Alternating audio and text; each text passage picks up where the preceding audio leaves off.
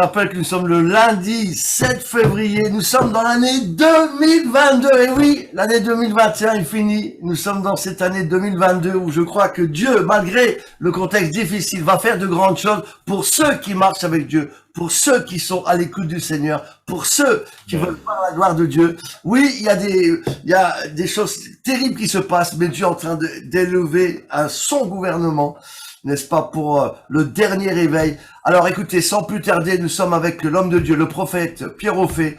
Il va prêcher ce soir, révéler ce que Dieu lui a dit. On va l'écouter, on a hâte d'entendre ce message. Et puis après, s'il y a des questions, eh bien vous pourrez les poser, n'est-ce pas, dans l'ordre. Et puis il y aura un temps de prière.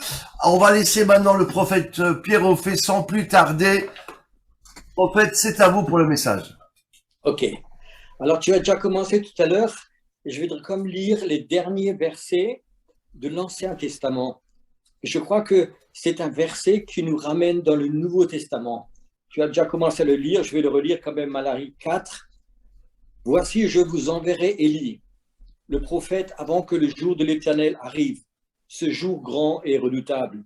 Il ramènera le cœur des pères à leurs enfants et le cœur des enfants à leurs pères, de peur que je ne vienne frapper le pays d'interdit ou d'une malédiction. » Et là, le prophète, il dit que Élie va revenir. Élie, ça fait longtemps qu'il était parti au ciel. Et il dit qu'il va revenir. Alors, il y a des gens souvent qui m'ont posé la question, Pierrot, est-ce que tu crois à la réincarnation? Est-ce que Élie a été réincarné? On pourrait un tout petit peu le croire en lisant ceci, mais quand même, Élie n'est pas mort. Élie, il est parti vivant, et il est toujours aussi vivant. Et quand le prophète, il dit qu'il va revenir, alors ses disciples, un jour, ils ont demandé Jésus, ils ont dit, Jésus, qu'est-ce que tu en penses, toi? On dit que Élie doit revenir.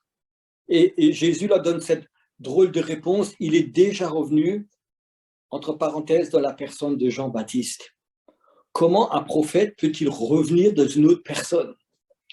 Je pense qu'on peut en discuter longuement théologiquement, mais on peut dire, est-ce que c'est l'esprit d'Élie qui est revenu? Est-ce que c'est le manteau d'Élie qui est là? Est-ce que c'est l'onction d'Élie? Est-ce que c'est le travail d'Élie qui est là? Laissons faire ces quatre choses de côté. Élie, c'est le prophète. Son onction, c'est toujours quand les temps changent. Et nous sommes maintenant dans un temps qui est en train de changer. Je suis sûr qu'il y a 2 ans et demi, personne de nous, aucun prophète, aurait pu prophétiser ce qui se passe en ce moment. Avec Covid, personne ne le savait. Et quand il y a des temps qui changent, c'est un nouveau temps qui a commencé, c'est toujours l'esprit d'Élie ou cette onction prophétique d'Élie qui vient. Jean-Baptiste est venu avec cette onction parce qu'un nouveau temps allait commencer. Le Messie allait venir. Et maintenant, nous vivons dans un temps où vraiment cette onction, cet esprit d'Élie va revenir. Il est marqué dans ce passage, s'il ne revient pas, s'il ne revenait pas, ce serait une malédiction pour notre pays. Et je sens qu'il y a vraiment une sorte de malédiction avec cette maladie. Et je pense que ce n'est qu'un début, je ne vais faire peur à personne. Il y a des choses extraordinaires, dangereuses qui vont venir au niveau des finances, plein de choses qui vont venir. Et dans ce temps-là, on a vraiment besoin de cette onction, de cet esprit d'Élie. Cet esprit, ce prophétique qui nous rentre dans ces changements, qui veut nous expliquer ces choses et qui veut nous accompagner. En ce moment, je vois que beaucoup de prédicateurs, beaucoup de pasteurs, beaucoup de gens très connus, ils prêchent sur le message tout le temps. Jésus revient bientôt, Jésus revient. Moi, dans ma jeunesse, déjà, je suis né dans ces milieux-là, j'ai entendu ce message tout le temps, Jésus devant la porte. Ma grand-mère, qui était très, très croyante, me disait, Pierrot, tu ne seras jamais marié, tu feras un examen, Jésus revient avant. Et ça, c'était il y a 50 ans déjà. Et à ce moment, je pense qu'il y a ces prospectus qu'on donne pour les évangélisations, qu'une grande montre dessus, ou les minuit -5. Mais cette pendule, ça fait des centaines d'années qu'elle est restée, qu'elle n'a plus bougé. Et je pense, honnêtement, je vais choquer quelques-uns, je ne crois pas que le Seigneur revient maintenant. Parce que la Bible, elle dit, Jésus reviendra, il reprendra une épouse sans ride, une épouse forte, une épouse qui est vainqueur. Et ce n'est vraiment pas le cas. Et avant que Jésus revienne, je crois que vraiment Élie, cette onction prophétique va revenir préparer le retour de Jésus. Élie va faire ces choses, il va mettre le cœur du père et le père des enfants ensemble. Le cœur du père, c'est pas toujours seulement le père naturel, c'est d'abord le père spirituel. Dieu, c'est notre père, c'est notre papa. Et je crois que la religion ne nous explique pas ces choses-là. Je crois que vraiment, Dieu cherche une épouse où il y a une relation de cœur entre les enfants de Dieu et le Père au ciel. Ce ne sera pas beaucoup de théologie, ce ne sera pas beaucoup de religion, mais c'est quelque chose d'autre, c'est vraiment cette relation de Père qui va revenir. Et nous allons être, hommes ou femmes, un Père spirituel pour des centaines d'autres. Cette onction d'Élie va nous faire transmettre cette envie de Dieu envers ses enfants. Il va y avoir une réunification. En ce moment, c'est le contraire. Dans les églises, sont partagées pour Covid ou contre Covid, pour le vaccin, contre le vaccin. Tout le monde est séparé. Et là, l'onction d'Élie, ce manteau d'Élie va mettre le cœur du père et des enfants, va vraiment les mettre ensemble. Et ce sera une épouse belle, forte, sans ride, que le Seigneur viendra chercher. Pour ceux qui ne savent pas, les chrétiens attendent le retour de Jésus. Je suis content, moi aussi, le jour qui revient. Mais les Juifs n'attendent pas le retour de Jésus, ils attendent le retour d'Élie.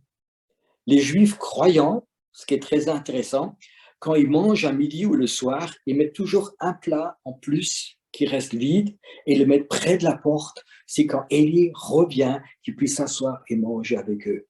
Les Juifs, vraiment, attendent ce retour d'Élie. Et il y a quelque temps, j'ai eu cette révélation, le Seigneur m'a dit, Pierrot, Élie va revenir. Est-ce que tu es prêt?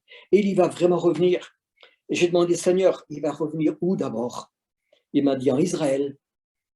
J'ai dit, c'est OK. Qu'est-ce qu'il faut faire? Il m'a dit, Pierrot, va en Israël, fais des écoles de prophètes. C'est un temps où mon ministère n'était pas très connu. Et j'ai dit, Seigneur, mais personne ne va venir. Tous les grands ministères, ils vont à Israël, ils amènent des grands groupes. Et moi, personne ne me connaît. Le Seigneur a dit, c'est mon problème. Et j'ai commencé la première école de prophètes. Il y avait plus d'une centaine de gens qui se sont inscrits. Et nous avons fait vraiment des écoles de prophètes avec surtout l'onction d'Élie. Parce que le Seigneur dit, il va revenir d'abord en Israël. Il va toucher des gens, puis on va ramener ça en Europe, dans les autres pays. Et vraiment, j'ai eu des révélations. La première école de prophètes que j'ai fait, c'était à Jérusalem. Le premier soir, on fait la louange, la salle était pleine. Et brusquement, j'ai une vision, j'ai vu dans la salle comme un grand escalier qui descend. Et j'ai vu Élie descendre cet escalier tout doucement. Il était habillé en blanc, il avait des cheveux longs. Et c'était vraiment majestueux. Pendant que je faisais la louange, je voyais Élie descendre sur ses marches et rentrer dans la salle. Et j'ai vraiment difficile à chanter dans ces moments-là. J'étais la bouche bée. Et puis, ce qui était intéressant ce jour-là, derrière dans la salle, il y avait un monsieur, il était bras croisés comme ça. C'est sa femme qui l'avait emmené. C'était un croyant, mais évangélique, pas charismatique du tout. Il était là, méfiant, quand il voyait déjà les charismatiques chanter. Et j'ai dit, tiens, c'est un drôle de bonhomme pour une école de prophètes. Pas plus. Et pendant le message, je dis, ce que j'ai vu Élie descendre. Et ce monsieur vient me voir à la fin, il me dit, monsieur le pasteur, je ne suis pas fou, je n'ai pas bu. Mais quand avant de commencer à raconter ces choses-là, j'ai vu cet escalier, j'ai vu un monsieur en blanc descendre, je l'ai vu de mes propres yeux. Et ce soir-là, plusieurs personnes avaient vu Élie. Et cette onction d'Élie était là toute la semaine. Et le Seigneur m'a commencé à parler avec cette onction d'Élie. Et il m'a raconté un des secrets. Il m'a dit, Pierrot, n'essaye pas d'évangéliser le peuple juif en Israël. Ils sont fermés. Ils ne sont pas prêts d'écouter. Ils sont même fâchés. Ils sont contre toi. Ne parle jamais à ces juifs de Jésus, mais parle-leur d'Élie. Ils vont ouvrir leur cœur. Ok, je dis, Seigneur, si tu veux, je suis prêt. Le jour d'après, j'étais en train de faire ma sieste dans ma chambre, dans l'hôtel. Et puis, brusquement, le Saint-Esprit me dit, Pierrot, descends vite sur le parking. Et moi, je pensais, peut-être quelqu'un a un problème, peut-être qu'il y a un accident. Je descends, j'étais habillé en short, en pantoufles, je cours sur le parking. Il y avait un grand parking devant l'hôtel. Et il n'y avait personne. Personne. Quelques mètres plus loin, il y avait 3 messieurs qui étaient là, habillés en noir, avec c'était 3 rabbins qui étaient là. Et je dis, Seigneur, tu ne m'as pas fait descendre à cause de ces gens-là. Et il me dit, si, à cause de ces gens-là. Je dis, Seigneur, je ne parle presque pas l'anglais, je ne parle pas l'hébreu, qu'est-ce qu'il veut que je fasse? Alors, je me suis approché autour de ces 3 rabbins, je tournais un peu autour. Puis il y en a un qui m'a demandé, est-ce que je cherche quelque chose? Est-ce que vous êtes touriste? Alors, j'ai dit, non, je ne suis pas touriste. Je fais une école de prophètes. J'essaie de parler en anglais, ce qui était comme très, très difficile. Et puis, il me dit, ah, c'est intéressant, vous faites une école de prophètes. Je dis, oui, c'est le thème, c'est Élie. Et puis, il était très, très intéressé. Et puis, il commençait à poser des questions. Et puis, je demandais s'il parlait français. Il a dit non. Mais c'était le rabbin de la ville de Vienne d'Autriche. Donc, il parlait couramment allemand. Donc, c'était déjà beaucoup plus facile. Alors, ils ont commencé à me poser des questions. Et puis, moi, je ne suis pas le grand théologien. Je dis, qu'est-ce qu'ils vont me poser? Alors, je tournais l'histoire et c'est moi qui ai posé des questions. Alors, je dis, monsieur les rabbins, qu'est-ce que vous pensez? Quand Élie va-t-il revenir? Alors, ils étaient très surpris de ma question. Et je dis, oui, oui, on sait qu'il va revenir. Je dis, mais il faut d'abord que notre pays fasse repentance, qu'on mette tout en ordre. Je dis, mais c'est Élie qui va le faire. Si vous faites la repentance, si vous mettez tout en ordre, Élie n'a pas besoin de revenir. Alors, les rabbins me regardent et puis ils me disent, ah oui, vous avez raison. Je dis, Élie va revenir au point le plus profond. C'est la mer morte, c'est là qu'il y a eu Sodome et Gomorrhe. On était à 4 kilomètres de là-bas. Et puis, ils étaient très, très touchés. Et puis, je sentais vraiment cette onction d'Élie qui venait sur moi. Et puis, je dis, monsieur le rabbin, est-ce que je peux prophétiser sur votre vie? Il me regarde, il dit, bien sûr. Je dis le nom d'Élie. J'ai commencé à prophétiser sur ces rabbins, sur tous les 3, sur leurs enfants. Je ne savais rien d'eux. Dieu il a commencé à parler sur chaque enfant des rabbins. Et c'était vraiment très, très touché. Ils étaient au bord des larmes, ils m'ont béni et je suis parti. Ils pensent aujourd'hui encore que je suis juif. Ils sont pas, parce qu'ils ont vu cette onction d'Élie. Et le Seigneur m'a dit, Pierrot, je te donne un secret. Quand tu leur parles de Élie, et tu pries et tu prophétises pour eux, je vais toucher leur cœur. Et c'est Dieu le Père qui va les ramener au Fils. Élie ramènera le cœur des Juifs vers le Père. Et le Père va les ramener chez les enfants, chez son Fils, chez Jésus-Christ. C'est dans ce sens que ça va marcher. Depuis que quand je suis à Israël, je vois un Juif, j'essaie de lui parler, je lui parle toujours d'Élie. Et puis ils sont toujours ouverts. À n'importe quel juif, je peux parler d'Élie, de ce prophète, de cette école de prophètes. Ils sont tous ouverts. Et je prophétise pour eux et ça touche vraiment leur cœur. Et c'est le travail de Dieu, le Père, qui fait ça. Après, quand je suis rentré la dernière fois d'Israël en taxi, on était allé à l'aéroport à Tel Aviv, le chauffeur du taxi, et j'avais ma secrétaire qui me traduisait en anglais, qui m'a demandé, qu'est-ce que vous faites? Vous êtes touriste? Je dis, non, je ne suis pas touriste, on a fait une école de prophètes. Alors, c'est toujours très, très, très silencieux. Et puis, je dis, oui, mais on travaille avec l'onction d'Élie. Est-ce que je peux prophétiser pour vous ce que je parlais, ce que Élie voudrait vous dire? Le chauffeur du taxi, il roule et me dit, si vous voulez, allez-y. Et puis, je le regarde et je lui dis, vous faites du souci à cause de votre fille. Dieu, le Père, il vous dit aujourd'hui, ne vous faites pas de souci pour votre fille. Elle est dans la main de Dieu. Et puis, il commence à pleurer. Il dit, vous savez, je me suis tellement de soucis.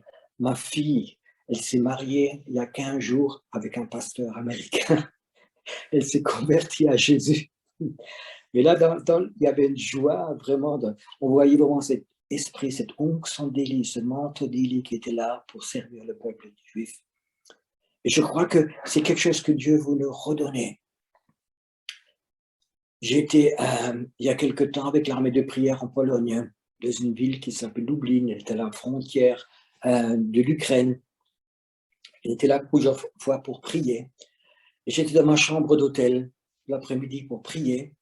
Et le Saint-Esprit me dit, Pierrot, tu vas avoir de la visite, n'aie pas peur. J'ai dit, Seigneur, c'est bon ou c'est pas bon? Il me dit, c'est bon. Et puis j'étais assis dans ma chambre. Et puis je vois à travers le mur un homme qui sort. C'était Élie. Il était dans ma chambre. Et il m'a dit, Pierrot, ce que vous faites, c'est bien. Je veux même vous montrer où les forces spirituelles de cette ville, ces forces démoniaques, elles sont. Tu sais, Élie, c'est vraiment lui qui a combattu contre l'esprit de Jézabel et tout, contre tu sais, les forces démoniaques. Et il était là pendant 10 minutes et il m'a parlé, puis il m'a dit, Pierrot, je veux que tu t'agenouilles.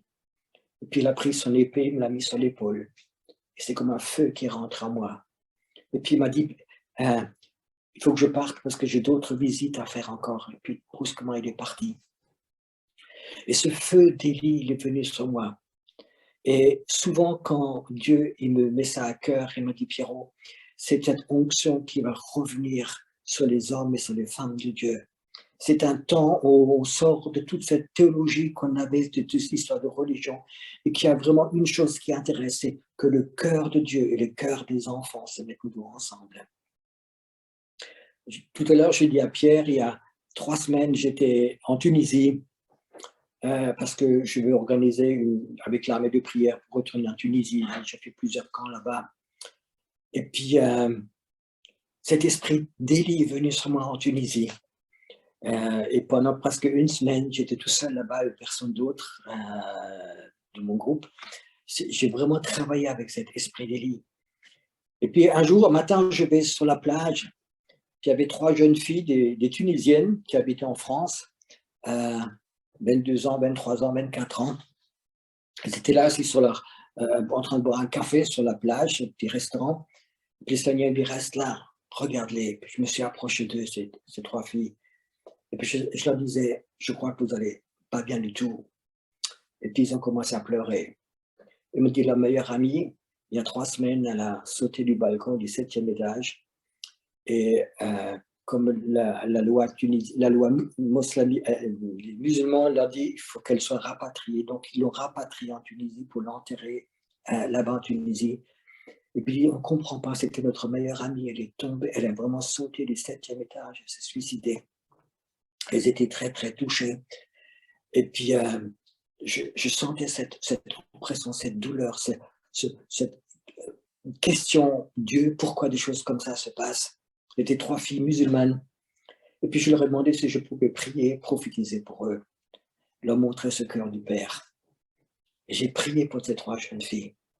Il y en a une qui m'a dit, tu sais, pendant 3 jours, elle était tellement dépressive, elle a crié à Dieu. S'il existe un Dieu, fais quelque chose.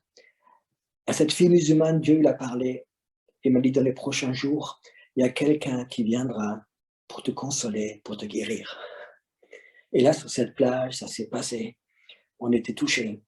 Et puis, je me suis rendu compte que le soir, on s'est réunis de nouveau, on est allé au bar. Et je leur ai parlé de ce Dieu d'amour, ce Père, ce cœur du Père. Alors, ils m'ont raconté que toutes les 3, elles avaient un père qui les a beaucoup battus, un père religieux, un père qui les a maudits, qu'ils étaient blessés à mort. Et je leur ai parlé que Dieu, c'est pas seulement Dieu, mais c'est aussi Père. Et là, je voyais vraiment cette onction d'Élie tomber sur les 3 filles, qu'ils ont vraiment eu cet amour de Dieu. Et j'ai vu que cette onction se montre d'Élie. Il est capable de nous, on ne parle pas de religion, mais on parle de l'amour du cœur de Dieu, ce cœur du Père qui va vraiment se mettre ensemble. J'ai l'impression que nous vivons dans un temps extraordinaire, un temps où je pense qu'il y a vraiment un malheur qui va passer. Il y a un esprit de peur qui est sur l'Europe, il y a un esprit de peur qui est sur la Belgique, sur la France, sur l'Allemagne. Les gens, ils ont peur de l'avenir. Les gens, ils sont devenus durs. Les gens, ils sont devenus agressifs entre eux dans la rue. On voit ces choses-là. Et nous, nous avons une réponse. C'est vraiment cette onction d'Élie. Cette onction qui ramène le cœur de ces gens qui sont meurtris, qui sont blessés, qui sont peurés, qui les ramène vers le Dieu, ce Dieu d'amour. Et je crois qu'aujourd'hui, on peut supprimer beaucoup de théologie. Je crois que beaucoup de jeunes, ils font beaucoup de théologie, 3, 4, 5 ans, ils font beaucoup d'écoles bibliques. Moi, je dis des fois, il faut moins de savoir, mais il faut plus de cet amour de Dieu. Il faut plus ce manteau prophétique. Et je me suis rendu compte quand ce manteau prophétique est là, vous pouvez parler à n'importe qui. Vous pouvez parler à des gens qui sont pleins de haine, qui sont des gens qui sont blessés, des gens qui sont mesquins, des gens qui sont tout ce que tu veux quand tu leur parles vraiment de ce Père qui aime les enfants, de ce Père qui les aime comme ils sont. Il y a vraiment quelque chose de prophétique qui vient sur eux. Et tu rentres dans le cœur des gens et tu relis à Dieu. Et pour moi, c'est une des composantes qui va venir pour le réveil que Dieu a prévu. Je ne crois pas que maintenant Jésus va revenir. Je ne crois pas que c'est maintenant le temps où Jésus revient. Mais je crois qu'avant, il y aura une grande, grande moisson. Et dans cette moisson, je crois que ce ne sera pas une moisson de religion, mais ce sera une moisson où le cœur du Père, le cœur de Dieu et le cœur des enfants vont se mettre ensemble. Ça va commencer dans les églises. Ça me fait des fois mal au cœur de voir ces problèmes de génération dans les églises. Les vieux, les jeunes, les chants des jeux, les chants des vieux, toutes ces choses-là. Le Saint-Esprit, il n'a rien à voir avec les générations, il les lie ensemble. C'est le Dieu Abraham, Isaac, Jacob, c'est le Dieu des générations, c'est pas le Dieu d'une génération. Et je crois que cet esprit prophétique, ce manteau d'Élie va vraiment refaire cette chose-là, va les mettre ensemble. Et je crois que c'est une des choses les plus importantes qui va arriver. Et je voudrais vraiment donner ce message là où j'arrive. Est-ce que vous êtes prêts à recevoir ce manteau d'Élie? Est-ce que vous êtes prêts à toutes ces expériences du passé que vous avez eues, de les mettre un peu de côté? La théologie, le passé, les miracles qu'ils ont eus dans le passé, mais aussi les déceptions, est-ce qu'on est prêt à mettre tout de côté et de dire, Seigneur, je veux ce manteau d'Élie. Je veux mettre ton cœur et le cœur des enfants, je veux le mettre ensemble. Je veux apporter cet amour de Dieu, ce Dieu qui a tellement aimé le monde, qu'il a tout donné, il a donné son Fils, il a donné son cœur. Et je crois que c'est vraiment ce que Dieu va donner, va apporter aux gens. Et nous sommes dans un temps où Dieu voudrait demander, surtout c'est des leaders, est-ce que vous êtes prêts des fois à toute votre théologie, tout votre savoir, le mettre des fois de côté et dire, Seigneur, je veux rien d'autre que ce manteau pour les Juifs, pour les musulmans, pour les chrétiens, pour les athées, pour les religieux, pour les gens de New Age. Est-ce que vous êtes prêts vraiment à avoir ce manteau? Et c'est vraiment le message que je voudrais vous apporter. Le manteau coûtera un prix. Ce manteau va avoir un prix de certaines choses, de les oublier. Il y a une histoire qui est intéressante dans la Bible. Quand Élisée voit monter Élie dans le ciel, il voit ce manteau descendre. Il voit ce manteau tomber. Et il sait que maintenant, j'aurai une double onction de ce manteau. Maintenant, la question, quelle est la première chose qu'il fait? Quelle est la première chose quand le manteau il tombe qu'il fait? Et je suis sûr que la plupart de vous, ils vont dire, ah, il l'a pris, il a tapé sur l'eau. Mais c'est pas vrai, c'est pas ce qu'il a fait en premier. Vous savez ce qu'il a fait en premier? Il a déchiré ses vêtements.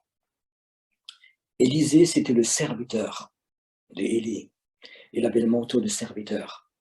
Et il savait, je ne suis pas le manteau, maintenant ce manteau, que je vais avoir le manteau du prophète, il ne se mettra pas sur le manteau du serviteur, mais je vais déchirer ce manteau du serviteur. Des fois, il faut déchirer l'ancien manteau pour revoir un autre. Des fois, nous avons un manteau religieux, notre dénomination. Que pensent les autres de nous? Les autres nous connaissent comme enseignants. Les autres nous connaissent comme un bon pasteur. Je veux dire une chose, tu ne peux pas mettre deux manteaux à la fois. Il faut que tu en déchires un. Des fois, nous avons ce manteau du serviteur. Ce manteau, je suis rien, je suis qu'un serviteur. Le manteau d'Élie ne tombe pas sur un serviteur, mais sur un enfant de Dieu, sur un enfant qui est aimé de Dieu. Sur quelqu'un qui sait, qui est un enfant de Dieu. J'aime bien ce mot chouchou, être un chouchou de Dieu. Si tu crois que tu es chouchou de Dieu et que Dieu t'aime comme tu es, et tu déchires ce manteau d'esclave des fois, ce manteau du pécheur, ce manteau de quelqu'un qui est raté, ce manteau de quelqu'un qui a fait de l'avortement, qui a divorcé, qui a fait faillite, ce manteau, il faut le déchirer. Il faut prendre ce manteau d'Élie. Et Dieu veut le donner parce qu'il aime les hommes et les femmes. Parce que c'est un père, parce que c'est un cœur de père qui veut appeler ses enfants, qui les appelle, qui les appelle. Ma question ce soir, est-ce que tu as envie de ce manteau? Est-ce que tu as envie de dire, Seigneur, ce manteau-là, je veux l'avoir. Tout le passé, ça ne m'intéresse plus. Je veux ce manteau. Élisée, pendant 3 fois, Élie lui a dit, va te promener. Je voudrais tout seul. Et m'a dit, autant que mon Dieu vit, je ne te quitterai pas parce que je veux ce manteau. Je sais que je l'aurai. Je sais que tu l'auras. Et cette attitude de cœur, elle me manque des fois. On veut une bénédiction vite fait. Mais je crois qu'il y a un prix à payer. Et des fois, c'est déchirer ce vieux manteau. Toi qui me regardes maintenant, est-ce qu'il y a un manteau de ta vie que tu aimerais bien déchirer? Ce manteau peut être responsable pour ta famille, pour tes enfants, pour tes petits-enfants, responsable pour la prière de ça, responsable pour ceci. Est-ce que tu dis, Seigneur, je suis prêt à déchirer tous les autres manteaux. Je vais être un enfant de Dieu, un chouchou de Dieu, avec le manteau prophétique. Je crois que c'est tellement important d'être prêt à déchirer ce vieux manteau du serviteur, de l'esclave, celui qui était esclave de tout le monde, serviteur de tout le monde, où tout le monde pouvait te téléphoner jour et nuit. Je crois que ce temps va s'arrêter parce que Dieu va mettre ce manteau prophétique sur ta vie. Il veut le mettre parce qu'il y a des milliers de cœurs qui sont froids, qui sont perdus et ne connaissent pas l'amour de Dieu. Et ce n'est pas des mots qui vont les changer, ce n'est pas des prédications qui vont les changer, ce n'est pas des sermons, c'est ni des programmes qui vont les changer, c'est le manteau d'Élie qui va rapprocher les deux cœurs ensemble. Avant que je prie, je crois qu'il y a des prières de transmission. Mais je crois qu'il faut 2 choses. C'est vraiment avoir comme ce Élisée, de dire, Seigneur, je ne te quitterai pas, je veux vraiment ce manteau. Je veux même cette double onction. Je veux vraiment ramener des milliers de cœurs. Je veux vraiment le voir. Je vais arrêter tout ce qui est mes prédications que j'ai fait pendant des années, je vais les mettre de côté. Je veux être dans la présence de Dieu et de savoir, Seigneur, que je ne sais rien, que toi, tu aimes les hommes, que toi, tu aimes les cœurs, que toi, tu voudrais les chercher, les ramener, ne savoir rien d'autre. Et c'est là que souvent le manteau, il est libéré. Je veux dire, j'ai prêché des milliers de fois et j'ai souvent allé devant, j'ai pris le micro, je ne savais pas sur quoi j'allais prêcher.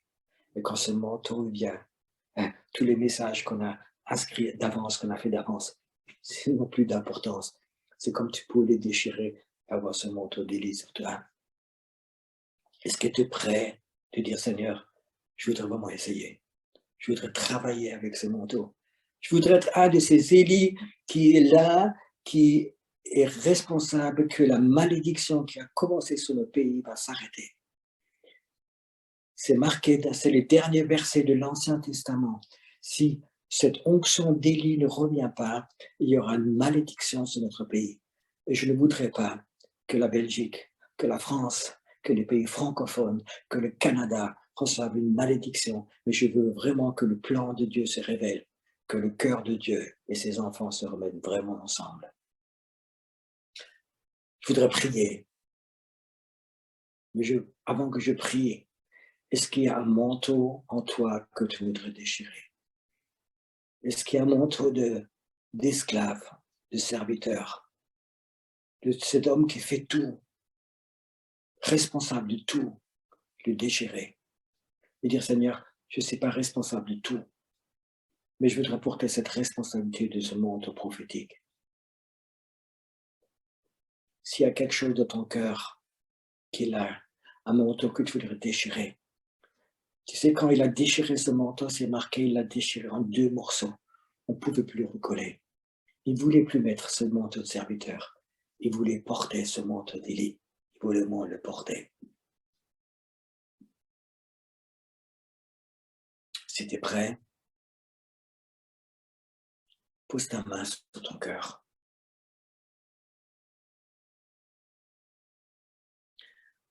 Seigneur et Dieu, dans le puissant nom de ton Fils Jésus-Christ, je voudrais prier que ce manteau prophétique, ce manteau d'Élie, cette onction d'Élie, soit libéré ce soir. Elle n'est pas là pour recevoir pour devenir orgueilleux, mais c'est pour servir. Pour servir ce Dieu d'amour qui dans son cœur a faim que les cœurs des hommes et des femmes se rapprochent de lui. Seigneur, je libère maintenant cette onction sur ces femmes et sur ces hommes qui vont maintenant écouter. Je libère quelque chose. Que cette onction prophétique soit posée sur la vie. Qu'ils apprennent à avoir des relations de cœur à cœur avec Dieu et avec les hommes. Dans le nom de Jésus. Amen. Amen.